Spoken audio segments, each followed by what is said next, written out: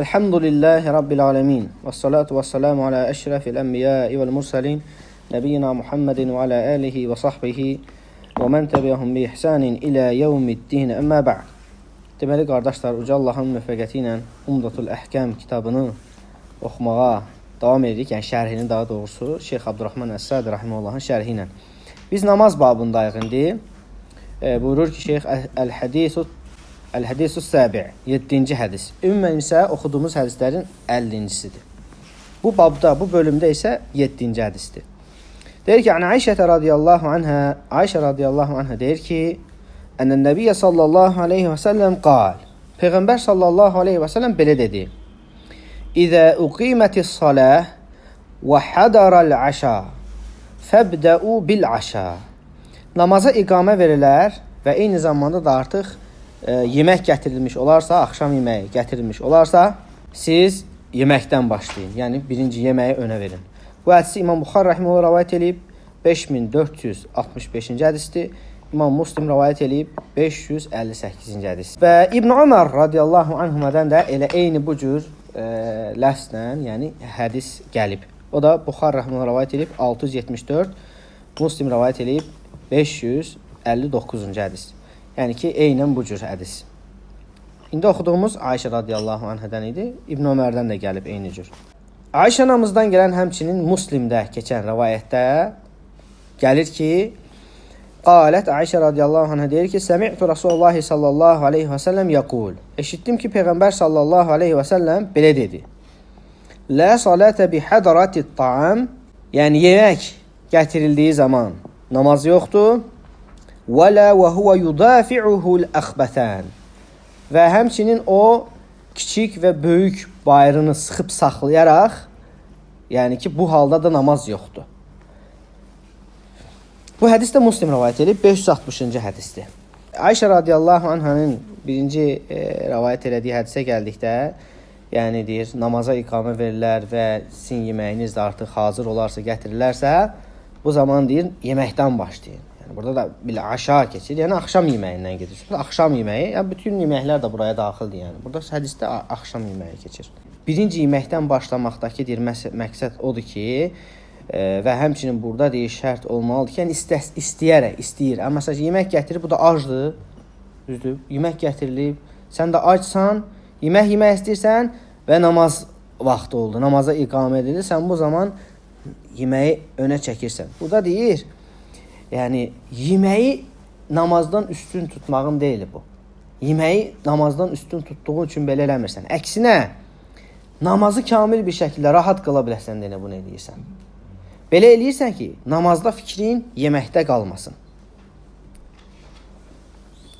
Qəlbin yeməklə məşğul. Təsəvvürlə, insan acdır və yemək də gətirilib, oradan iyi vurur burnuna, aşın və s. yeməyi. Sən də durursan namaza və beynin oradadır.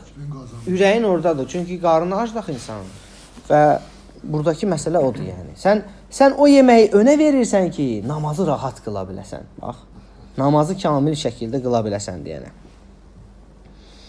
Və həmçinin ikinci məsələyə gəldikdə, Ayşə anamız deyir ki, Lə salətə bi hədrati ta'am və lə və huvə yudafi'uhul əxbətən.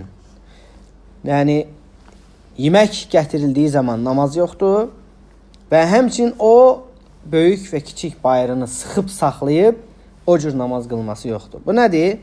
Məsəl üçün, insan namaz vaxtıdır, onun isə şiddətli bir şəkildə bayır ehtiyacı var. İstər kiçik, istər böyük. Dəstəmazı var. Keçən namazdan və yaxud da əvvəldən dəstəmaz alıb, amma hal-hazırda bayıra çıxmaq ehtiyacı yaranır onda.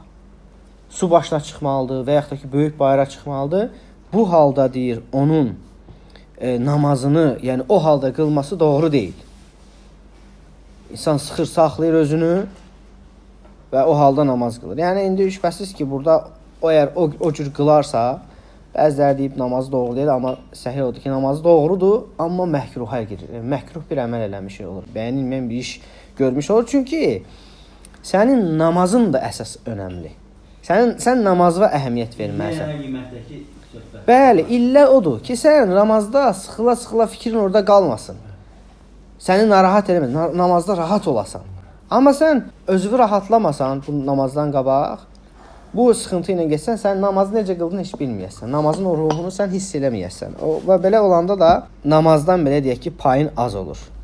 Və hətta deyir, məsələdir, o qədər yəni ciddidir ki, hətta məsələn insan yəni deyir, birinci bundan başlamalıdır, onu məşğul edən işdən başlamalıdır. Hətta deyir, sənin deyir, o hacətivi aradan qaldırmağın, cəmaatı və ya cüməni qaçırmağa belə səbəb ola bilərsə və ya gecikməkvə sən deyir, yenə də onu birinci önəmsəməlisən. Birinci onu aradan qaldırmalısan, sən o məşğul edilən işi, səni narahat edin, rahatlamalısan ondan sonra.